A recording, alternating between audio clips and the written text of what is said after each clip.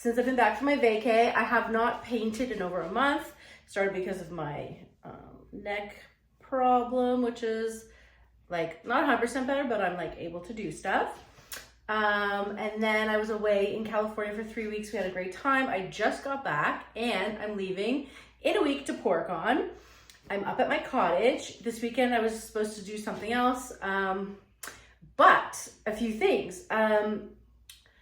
The artists will be selling some of their work at PorkCon, and I didn't think I would have any because I hadn't painted in a while and I didn't have time to resin. And to be honest, I'm very strict with what I want to sell and a lot of things I don't like. And then I kind of like went through some stuff and my friends were like, you're ridiculous, you have to resin that. So I resined a few things yesterday, and I had 2 problemo areas, which I'll show you in a minute. And then I came up to my cottage and I was like, okay, I'll just fix those problem pieces. And then I went in my garbage pile here at my cottage and like I found 2 pieces of art that I did. This is probably one of my first big blooms. You'll see a better picture of it, but I think it's 3 feet, okay? This was in my garbage pile, and then that little guy, which I'll show you soon, was in my garbage pile. And like, that's just kind of a message to say when you think things are ugly, like put them away for a bit and then come back, because now I'm gonna resin it. I mean, who knows? I might still think it's ugly, but I mean, it's kind of pretty, and I know that there's sparklies in there. So let's get to, actually, I wasn't planning on doing a video, but like, let's get a start to finish how I resin. Why not? Especially big pieces. So it's a lot of, I've been setting up for 2 hours. It's a lot of setup work.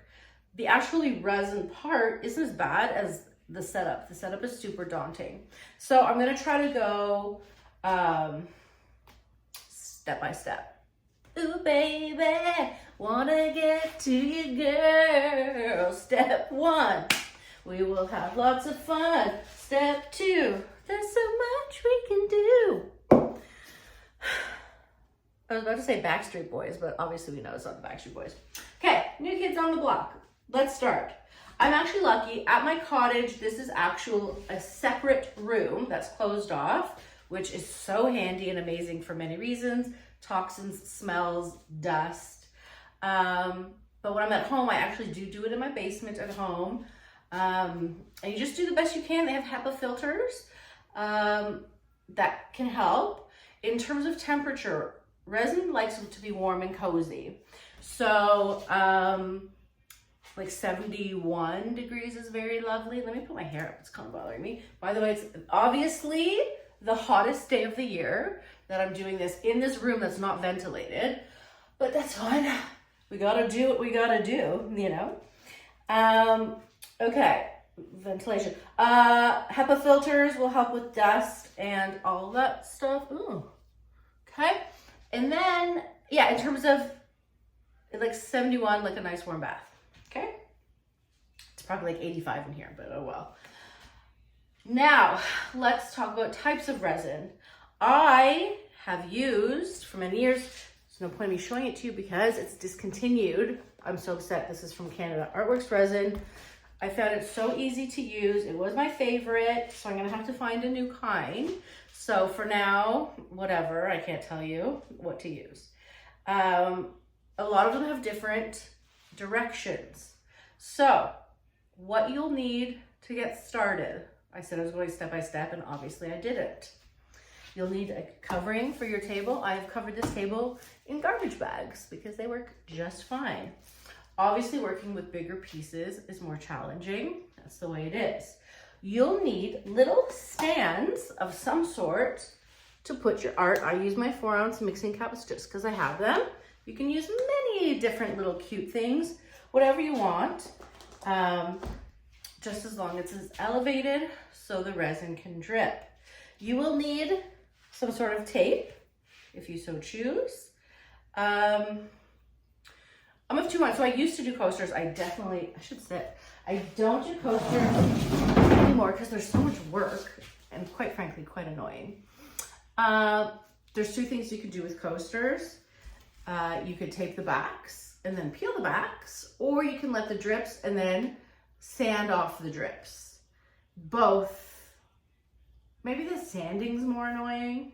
Either way, it's very fussy work and I don't like it, but tape is what you need. I prefer the blue tape to the green tape.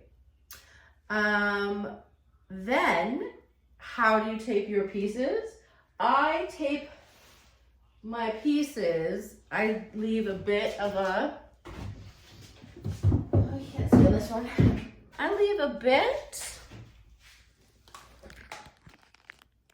of a seam. That's just how I like it. So I actually paint them, this one, because it's, oh, God.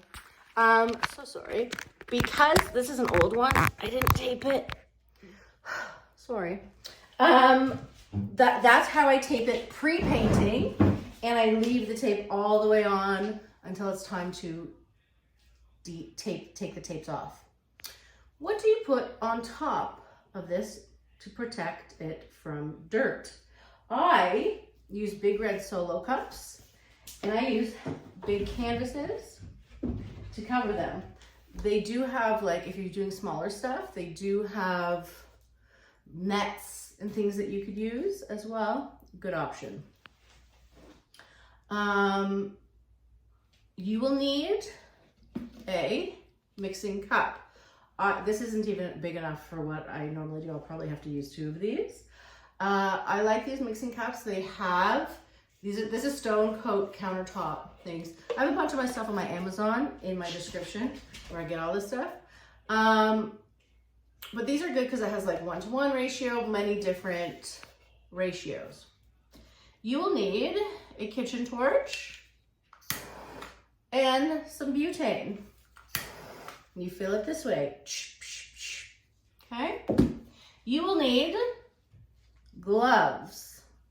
I actually, especially because I usually like film or try to film while I'm resining, I put on 3 pairs because I use my hand to spread. You could use a tool, I don't care, but I like feeling I like feeling with my hands. Therefore, I like keep changing because I don't want to get resin everywhere. You will need some sort of mixing stick. This is just what I had here. They have nice silicone mixing sticks. This is from the paint store to mix your resin. You, most importantly, will need a mask and eyewear, which I can't find right now. I don't care if your resin says that it's like safe to use without a mask. Put on your mask, okay? There's different types of filters. You need to get a, what's it called? Not particle filter, the gas filter one. Fumes, okay? Fumes filter. Just 3M, again on my Amazon. You will need, aren't they so organized? 99% isopropyl alcohol. I use this, which I'm sure there's better things to use, but because you must wipe down your work very carefully while you're wearing your gloves, because the oils of your fingers repels the resin. Resin is so finicky, and I know so many people, is this weird that I'm like over here and you're like looking at all this? I don't know. It's very finicky. Even I made a mistake yesterday, and I'll show you what I did. Now, normally, I only do one coat of resin. I feel so far away from you. Normally, I only do 1 coat of resin, and it's fine. If I have to, if I have to do 2 coats, you're supposed to sand it. But I don't have any sandpaper here, so I'm not gonna sand it. It's not gonna be horrible, but we'll just hope for the best. And if it's not perfect, I just won't bring it to PourCon. I have a bunch of little ones, I have a bunch of like 12 inches I'm bringing, but these are most of the big ones, I think. What I do, and so once you've set up, you've put your plastic down, you've taped your pieces, you've set them up, you have to do a dry run of covering them, like a dress rehearsal, because always my cups go flying. No matter what, they'll go flying when I try to put it on. So you want to know, like I'm missing a cup right now. You want to know where, because you're going to be covered in resin, you're going to be wanting to do this pretty quickly. You want to know where your stuff goes. So I'll show you what I mean. I've laid out already. So on this table, maybe we'll go back over here so you can see what's happening. Do you like this bird's eye view? No, probably not. Hold on. Let's see if you can see. Yeah, basically you get the picture. So you see I've laid all of these cups out because I did my practice run already, but I'll show you. So once she's resin, okay, I very quickly, the first one is, I have this 4-footer canvas. We very quickly go, bloop, okay? And then, yep. Then I have this guy I made. This was actually, oh, you can't see him. Bloop, bloop, bloop. He goes and covers her, right? She's already being silly. Oh, okay. Then I have this little thing here, and I take this little guy. This is like my old art. Take this little guy, cover him there. Now I know where everybody goes, and I know it's gonna work out kind of well. So you can see why this is quite a workout as well. Oh yeah. What else can I tell you? When you do your mixing, oh gosh, you want to put your, and I think most resin is this way, you want to put your hardener in first, your part B. Your hardener is very liquidy and not the resin part. So it's the thing that reacts with the resin to make it hard. Your part A, your resin, is the one that's very gloopy and like stretchy. So you want to be careful mixing them. I like to mix for about 3 minutes. It's very annoying because you have to go very slow. And I bet, because I actually, I have a piece on a table over here, which I didn't show you, but whatever. I'll show you at the end. I wasn't sure I even liked it. But anyways, you want to mix. Now, I just remembered, I don't measure, obviously, how much resin should go on, but most resin companies tell you, there's a resin calculator which you can use. I'm definitely, this 1 cup is not going to be enough for my, I have 5 pieces. So I'll have to do 2. What else can I tell you? All right. Well, obviously I'm going to have my mask on, so I'm not going to be talking. So I will maybe just do like a fast forward of the resin. Oh, let me just do a close-up. I didn't show you. I'll do a close-up of my mistake. Okay, so these 2. So I'm going to show, if you can see in the light, see those divots? Now there's 2 reasons for this. This was at the bottom of the cup. So either this stuff wasn't mixed or I over torched it, which I could have done as well. So you get these divots. Either way, it's no bueno. And I got some divots on here too. So we're looking for a clear, oh, here's this guy. We're looking for a clear thing. Oh, I'll show you this guy over here. Okay, so, I'll bring him this way. This guy. Okay, so I'm going to be pouring into these 2 cups because I have a lot of resin to mix. Normally I just do 1 cup. I am measuring, so this cup has a 1-to-1 ratio, so I'm getting kind of on the floor so I can make sure that I resin precisely 1-to-1. Precise measuring really helps as well. So I'm putting in the hardener first because it's thinner.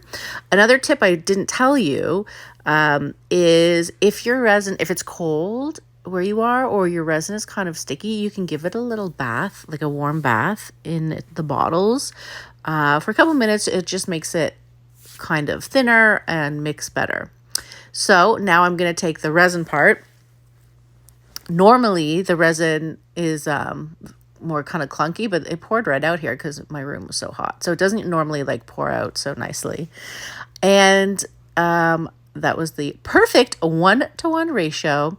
And then you can use lots of different tools to mix it. There I just have a mixing stick, but they have like electric mixers are nice. So anything you can use, and you want to kind of, it gets annoying, but you want to go slow and steady because you don't want to mix in too many bubbles.